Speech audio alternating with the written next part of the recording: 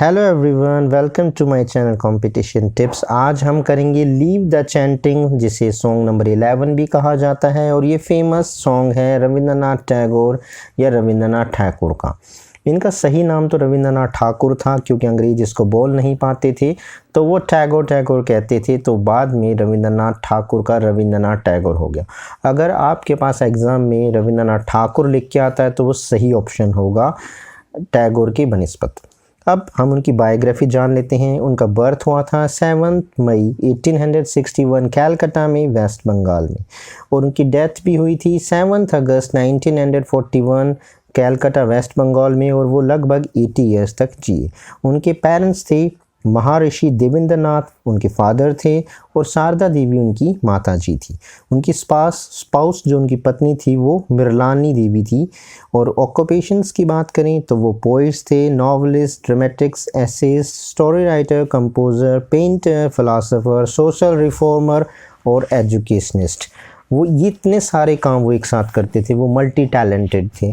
और उनका pen name था भानु सिंह, और उनके जो अवार्ड थे, उनको फेमस नोबेल प्राइज़ मिला हुआ था लिटरेचर्स के लिए 1913, यानी वो पहले इंडियन थे जिन्हें नोबेल प्राइज़ मिला था। टैगोर को जाना जाता है, वो फेमस थे द ब्रैड ऑफ बंगाल के नाम से या गुरुदेव के नाम से। कुछ व्यक्तियों ने उनके बारे में फेमस लाइन की हैं, लिखी हैं या बोली हैं, वो हैं WB ईस्ट की, I read Rabindranath every day, to read one line of his is to forget all the trouble of the world. यानी कि मैं हर रोज़ उनकी एक लाइन पढ़ता था और वो पढ़ के मैं सारे जो ट्रबल से, सारी परेशानियों की दुनिया की, वो मैं भूल जाता था। गांधी जी ने उनके लिए कहा है गुरुदेव, a teacher embodying God like knowledge, यानी कि वो एक गुरुदेव थे जिनके पास गॉड जैसी नॉलेज थी और वो देते थी।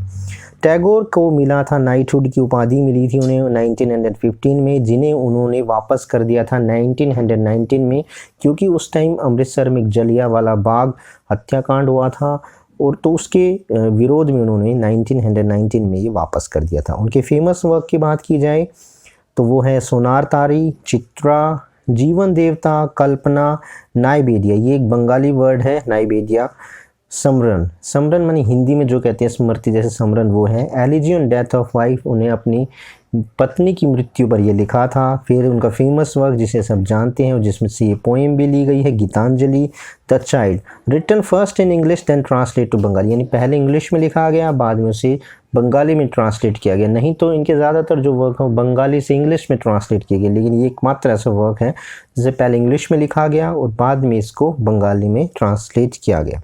पोस्ट ऑफिस जो 1914 में लिखा गया, बहुत इंपॉर्टेंट वर्क है, काफ़ी बार इसके क्वेश्चंस डिफरेंट एग्जाम्स में पूछे गए हैं। सैक्रिफाइस है और दूसरा है फ्यूगिटिव्स, ये इनके फेमस वर्क हैं। अब हम इनकी पोएम के बारे में जानते हैं। द लीव ऑफ चैंटिंग जो है वो 11th पोएम है गीतांजलि की, जिसे सॉन्ग नंबर 11 भी कहते हैं।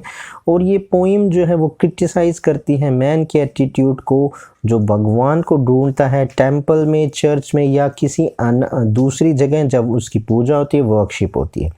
टैगोर कहते हैं कि भगवान हरदम स्टे करता है उन लोगों के साथ मिलता है जो हार्ड वर्क करते हैं, वो कहीं टेंपल में या चर्च में नहीं मिलता है। इसलिए इस सॉन्ग की जो थीम है वो है वर्कशिप और हार्ड वर्क। तो चलिए अब स्टार्ट करते हैं इसकी line by line summary, line by line meaning. Leave this chanting and singing and telling of beats, जो बीट्स हैं उनको वो मन के होते हैं या हम माला कह सकते हैं, जो माला में पिरोते हैं।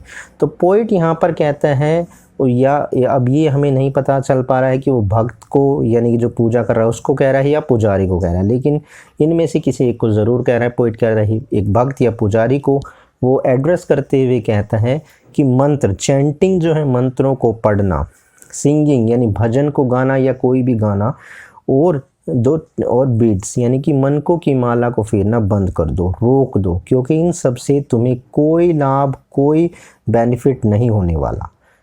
ये पहली लाइन में कह रहा है कि तुम जो मंत्र पढ़ रहे हो, तुम जो भजन गा रहे हो, तुम जो माला, मनकों की माला फेर रहे हो, यानी कि रुद्राक्ष की भी हो सकती हैं, डिफरेंट टाइप ऑफ माला जो है वो फेरना बंद कर दो, रोक दो, क्योंकि इनसे तुम्हारा कोई लाभ, कोई बेनिफिट नहीं होने वाला है। Whom dost to worship in this lonely dark corner of a temple with doors all shut. Poet यहाँ पे उस व्यक्ति को से क्वेश्चंस भी कर रहा है, उससे पूछ रहा है कि आखिर तुम किसकी पूजा कर रही हो, किसकी तुम वर्शिप कर रहे हो। मंदिर के एक अंधेरे कोने में बैठकर, सारे दरवाज़ों को बंद करके, अकेले में बैठे तुम किसकी पूजा कर रहे हो, किसका ध्यान कर रहे हो या किसका नमन कर रहे हो। तो ये इस लाइन में पूछा है कि आखिर सब तो दरवाजे बंद हैं, सब चीज़ तुमने बंद कर रखी है, अंधेरा है, और फिर तुम किसकी पूजा कर रहे हो। Open thin eyes and see thy God is not before thee। अपनी आँखों को खोलो और देखो कि तुम्हारे जो भगवान हैं, तुम्हारे जो आराध्य हैं, जिसकी तुम पूजा कर रहे हो, जिसका तुम नमन कर रहे हो, वो तुम्हारे सामने है ही नहीं। अब यहाँ पे पोइट एक तरीके से कह रहा है कहाँ है इसका पता, क्या तुम्हें पता है वो भगवान अगर दिख नहीं रहे तो कहाँ पे। इसका जो एड्रेस है वो पोइट अगली लाइन में हमें बताते हैं। अभी तो उन्होंने कहा कि पहली ये जो लाइनें हैं इनमें कहा कि भाई तुम जो पूजा कर रहे हो, जो भजन गा रहे हो, जो मन की माला को फेर रहे हो, उनको बंद कर दो। और ये तुम आखिर कमरे में, एक अंधेरे कमरे में, मंदिर के कोने में बैठे हुए किसकी पूजा कर रहे हो, किसका नमन कर रहे हो। अपनी आँखों को खोलो कि जो भगवान की तुम पूजा कर रहे हो वो भगवान तुम्हारे सामने है ही नहीं, तो वो कहाँ गए। अब अगली लाइन में हमें पता चलता है, here is there where the tiller is telling the hard ground and where the path maker is breaking stone. या टिलर जो है वो हलवा, जो किसान होते हैं जो हल चलाते हैं, जो हार्ड ग्राउंड है वो खेत को कहा गया है, और जो पाथ मेकर हैं वो होते हैं जो रोड बनाते हैं, रोड के लिए जो मटेरियल तैयार करते हैं, पत्थरों को तोड़ते हैं, उनके लिए।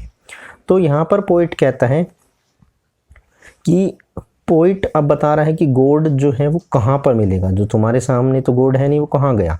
तो वो पोइट कहता है कि गॉड का पता उस आदमी को बता रहे हैं जो वर्शिप कर रहा है। क्या तुम्हें पता है कि भगवान कहाँ है। तो वो है स्टिलर, यानी कि जो प्लोमैन, किसान या हलवाई के पास है, जो कड़ी मेहनत से उस ज़मीन पर हल चला रहा है ताकि इसमें बीज बोए जा सके। यानी कि एक तरीके से वो धरती को चीर रहा है ताकि नए बीज उसमें डाल सकें, मेहनत कर रहा है वो। और साथ ही वो कहाँ पर है, वे द पाथ मेकर जो है, साथ ही वो भगवान है उस पाथ मेकर के पास जो पत्थरों को तोड़ रहा है ताकि रोड का रास्ता बनाया जा सके, रोड बनाई जा सके, रास्ता बनाया जा सके। ये दोनों ही बहुत मेहनत कर रहे हैं। यह तुम्हारी तरह भगवान की पूजा में वक्त खराब नहीं कर रहे हैं, यानी कि ये हार्ड वर्क कर रहे हैं। अब यानी कि बता दिया कि या तो टिलर के पास है या पाथ मेकर के पास भगवान मिलेगा, क्योंकि हार्ड वर्क करें। He is with them in sun and in shower and his garment is covered with dust। अब भगवान ने बता दिया है कि वो पाथ में टिलर के पास है, तो वो कहते हैं कि भगवान उनके साथ कड़ी धूप में, क्योंकि दैम इन सन मतलब कड़ी धूप में भी है, एंड हिज और शावर मतलब बरसात में भी है, उनके साथ ही है, क्योंकि ये भगवान के सच्चे जो भक्त हैं। तो वो यानी कि शावर सन में भी है और शावर में भी है, यानी कि दूसरे तरीके से हम ये सन और शावर के दूसरा मीनिंग भी निकाल सकते हैं कि वो सुख और दुख में, क्योंकि सन है तो भाई वो सुख है और शावर दुख है, इस तरीके से भी इसको माना जा सकता है। लेकिन अगर सिंपल वे कहें तो वो उनके साथ धूप में भी है और बारिश में भी है। और वो कहता है इस garment is cover with dust, और उनके जो कपड़े हैं, क्योंकि वो हार्ड वर्क कर रहे हैं, पसीने से भीग गए हैं, तो उनके जो कपड़े हैं उन पर धूल और मिट्टी लग गई है, तो वो धूल और मिट्टी से भर गए हैं, उन पर धूल की जो परत चढ़ गई है, क्योंकि भगवान जो है इन मेहनत करने वालों के पास है, ये भगवान की मतलब नाम नहीं जप रहे, ये अपना काम कर रहे हैं जो भगवान ने उन्हें दिया है। Put the holy mantle and even like him came down to dusty soil. अब भगवान, अब पोइट ने बता दिया भगवान इनके पास हैं, तो अब उसको क्या सलाह दे रहा है, जिस पुजारी है या उस भक्त को जो भक्ति कर रहा है उसको कह रहा है कि इसलिए अब तुम भी अपना ये पवित्र चोला जो तुमने भगवान का जो वेश पहन रखा है उसको उतार दो, पूजा को रोक दो, और तुम भी इस मिट्टी में उतर जाओ, इस मिट्टी में चले आओ, तुम भी हार्ड वर्क करो, इसको नाम वाम जो भगवान का जप रहे हो वो मत करो। अब वो नेक्स्ट कह रहे हैं deliverance. Where is the deliverance to be found. Deliverance का मतलब होता है मुक्ति या मोक्ष। अब वो कह रहा है कि तुम्हें मुक्ति या मोक्ष कहाँ से मिलेगा। अब रास्ता बता रहा है कि कहाँ से तुम्हें वो सारी चीज़ें मिलेंगी। अब वो कह रहा है इन सब जो परेशानियां हैं, दिक्कतें हैं, तुम्हें जो कुछ छूट तुम सब कुछ जो तुमसे छूट गया है कैसे पाओगे, इन सब का पता पोइट बता रहा है। यानी कि मोक्ष कब मिलता है? मोक्ष जब मिलता है जब जो हमारी जो जीवन और मरण की जो परेशानियां, जो दिक्कतें, उन सब से छूट के जो सबसे ऊपर जो चीज़ होती है हिंदू धर्म में या हिंदी फिलॉसफी में जो मानी गई है वो मुक्ति होती है, उसको डिलीवरेंस बोला गया है। तो वो कहता है इन सब परेशानियों से पीछा जब छूटेगा तुम्हें मोक्ष मिलेगा। तो अब वो अगली लाइन में हमें बता रहा है कि कैसे। Our masters himself has joyful taken upon him the bonds of creation. He is bound with us all forever. अब वो बता रहा है कि भगवान ने जितनी भी रचनाएं हैं, उसकी जितनी भी क्रिएशंस हैं भगवान की, उन सब के बीच में एक बॉन्ड है, एक रिश्ता, एक संबंध है। और उन सब का जो बर्डन है, यानी कि जो रिश्ते का जो बर्डन है, जो भार है, वो भगवान ने, गॉड ने खुशी खुशी अपने ऊपर ले रखा है। तो तुम भी भगवान की तरह मेहनत करनी चाहिए, तुम्हें भी भगवान की तरह बर्डन लेना चाहिए इस जो रिश्ता है, हमारा बॉन्ड है, उसको पूरा करने के लिए। यानी कि सबकी जिम्मेदारी भगवान ने ली है, तो तुम भी वो बॉन्ड बनाओ और मेहनत करो। Come out of the meditations and leave aside Dai flower and incense. जो इंसेंस होते हैं वो अगरबत्ती, धूप, जो पूजा में काम आती है, उनके लिए कहा गया है। तो जब उसने कहा कि भाई, और जो यहाँ पर एक बात मैं भूल गया था, ही जो कहा गया है, और ही जो है वो गॉड के लिए कहा गया है। यानी कि वो कहता है कि गॉड से जुड़ो। ही जो है वो गॉड के लिए है, वो कहता है तुम भी जुड़ो। He is bond us all over. ये कह रहा है कि तुम भी, ही गॉड के लिए है, उस व्यक्ति के लिए नहीं, गॉड से। ही इज़ बॉन्ड ऑन, यानी कि उसने बांध रखा है भगवान ने, और उससे जुड़ो या जुड़ा हुआ है वो। तो यहाँ पे the came out of the meditations and leave aside Dai flower and incense. जैसे अब मैंने बता दिया कि इंसेंस एक अगरबत्ती है, तो कहता है अब तुम अपनी मेडिटेशन मतलब होता ध्यान और साधना, पूजा आदि सभी से बाहर आओ, और जो तुम्हारे पास जो फ्लावर्स हैं, जो फूल हैं, और जो धूप, जो इंसेंस अगरबत्ती हैं, या हम कह सकते हैं हवन सामग्री हैं, उन सबको भी अपने से दूर कर दो, हटा दो, किनारे रख दो। ठीक है, इनसे सब चीज़ से बाहर आओ, अपनी मेडिटेशन से, फ्लावर से, और जो धूप हैं उनसे हटा दो, उनको दूर कर दो। What harm if thy clothes become tatter and stain। अब वो कह रहा है कि इस काम में क्या नुकसान है, क्या हार्म है इस काम में। अगर तुम्हारे कपड़े गंदे हो जाएं, उन पर दाग लग जाएं, या वो फट तक जाएं, तो जब तुम मेहनत करोगे, कपड़ों का ऐसा हाल तो होगा ही, वो थोड़े गंदे भी होंगे, उन पे दाग भी लगेगा, फट जाएंगे, तो इसमें कोई हार्म नहीं है, कोई नुकसान नहीं है।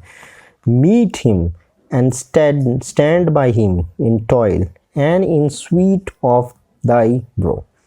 आओ और भगवान से मिलो। मीट मतलब मीट हिम, आओ और भगवान से मिलो और उसके साथ खड़े रहो। यानी कि जैसे ये हर मुश्किल में और हर काम में तुम भी उसके साथ मिलकर कठिन मेहनत करो, पसीना बहाओ, तभी तुम भगवान से मिल सकते हो, और तुम्हें मुक्ति मिल सकती है। जो डिलीवरेंस था वो भगवान के थ्रू ही तुम्हें मिल सकता है। तो ये थी पोएम की लाइन बाय लाइन समरी। तो मिलते हैं अगली वीडियो में इसके क्वेश्चन आंसर लेके। तब तक के लिए हैव ए नाइस डे।